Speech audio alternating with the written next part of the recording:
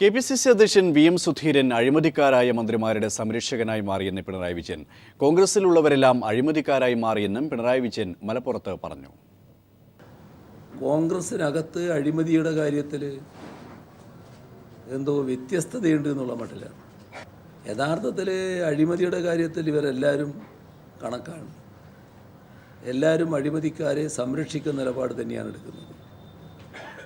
ആർക്കും വേറെ യാതൊരു വ്യത്യസ്ത നിലപാടുമില്ല.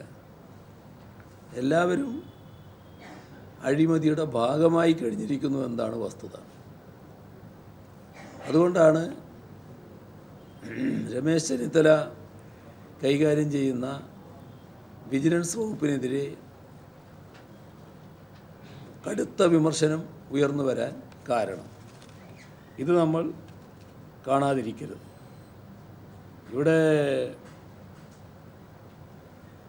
കോൺഗ്രസിൻ്റെ പരമോന്നത നേതാവാണല്ലോ ഇപ്പോൾ സുധീരൻ. കെ.പി.സി.സി പ്രസിഡൻ്റായിട്ടാണല്ലോ അദ്ദേഹം ഇപ്പോൾ നിൽക്കുന്നത്.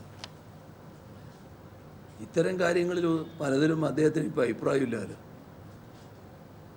അദ്ദേഹം ആൾ മാറിപ്പോയി എന്നോ ചിലർ സംശയിക്കുന്നുണ്ട്. നേരത്തെ പല കാര്യങ്ങളിലും എടുത്തിയാടി അഭിപ്രായം പറയുന്ന ആളായിരുന്നല്ലോ സുധീരൻ. എന്നാൽ അങ്ങനെ അഭിപ്രായം പറയുന്നില്ലല്ലോ.